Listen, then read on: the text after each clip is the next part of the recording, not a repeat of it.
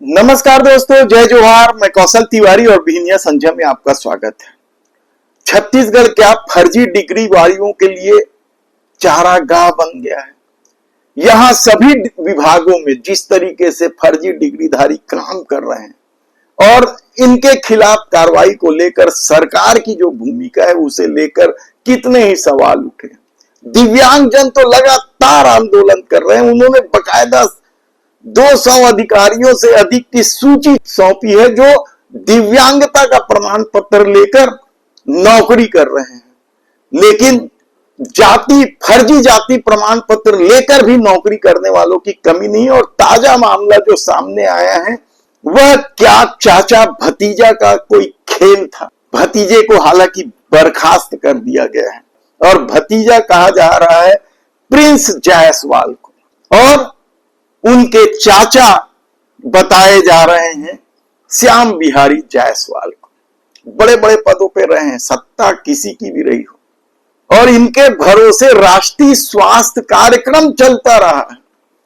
यानी आप सोचिए कि किस तरीके से फर्जी डिग्रीधारी राष्ट्र स्वास्थ्य विभाग में अपना खेल खेल रहा होगा। अब उन्हें बर्खास्त तो कर दिया गया है, लेकिन इसे लेकर भी अब बड़ा सवाल इसलिए उठ रहा है क्योंकि क्या सिर्फ मंत्री के भतीजे होने की वजह से उनके खिलाफ कोई कार्रवाई नहीं हो रही है? क्या सिर्फ बर्खास्त कर देना है? इतना बड़ा खेल है ये। क्या उनसे जो वेतन है वे वसूले नहीं जाने चाहिए? क्या उनके खिलाफ एफआईआर दर्ज करके गिरफ्तारी नहीं की जानी चाहिए? ये बड़ा सवाल है। याद कीजिए आपकी इसी तरह का एक और मामला एक और मंत्री का था। वन मंत्री केदार कश्यप के साली का मामला था परीक्षा दिलाने को लेकर, और वह मामला भी टाए टाए फिस हो गया। सत्ता बदली, भूपेश बघेल की सरकार आई, लेकिन कार्रवाई क्या हुई कोई नहीं जानता। तो क्या इसी तरीके से प्रिंस जायसवाल वाले मामले में भी सत्ता खेल खेल देगी? राष्ट्रीय स्वास्थ्य मिशन छत्तीसगढ़ में सूरजपुर के प्रभारी जिला कार्यक्रम प्रबंधक डॉक्टर प्रिंस जायसवाल को बर्खास्त कर दिया। ये खबरें चल गई है अखबारों में, मीडिया में। कहा जाता है कि डॉक्टर प्रिंस जायसवाल ने जिला कार्यक्रम प्रबंधन के लिए साबरमती विश्वविद्यालय की जो डिग्री संलग्न की थी वह जांच में फर्जी पाई गई। पुलिस अधीक्षक सूरजपुर द्वारा की गई जांच में साबरमती विश्वविद्यालय ने स्पष्ट किया कि इसके रिकॉर्ड में डॉक्टर प्रिंस जायसवाल नाम का कोई छात्र नहीं।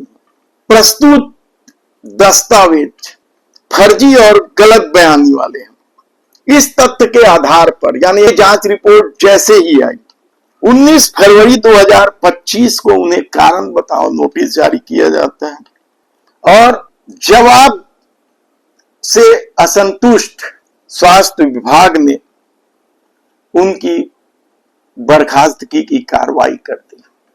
पुलिस अधीक्षक सूरजपुर ने जांच में पाया है कि ये गलत है, उसके बाद भी एफआईआर नहीं हो रही। लगातार शिकायतें हो रही थी और उनके अपने जलवे थे।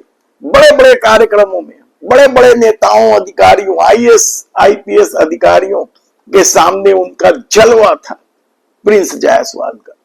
और ये जलवे की वजह इसलिए थी क्योंकि कहा जाता है कि वे श्याम बिहारी जायसवाल के भतीजे हैं। तो सुन भाई चाचा हाँ भतीजा वाले पुराने गीतों को अपन ध्यान में रख के समझने की चाचा भतीजा का खेल था कि ये अकेले प्रिंस जायसवाल का खेल था कि वे बड़े बड़े पदों पर सरकार की योजनाओं को अमली जामा पहनाने पहुंच गए थे, और उस अमली जामा पहनाने के दौरान क्या क्या खेल हुआ उसकी अपनी कहानी हो सकती है। लेकिन क्या इस तरह के लोगों के जो फर्जी प्रमाण पत्र के आधार पर बड़े बड़े पदों पर बैठ जाते हैं, सिर्फ बर्खास्तगी ही सजा है? क्या ऐसे लोगों के खिलाफ एफआईआर दर्ज करके कड़ी कार्रवाई नहीं करनी चाहिए, गिरफ्तारी नहीं करनी चाहिए? सवाल कई हैं।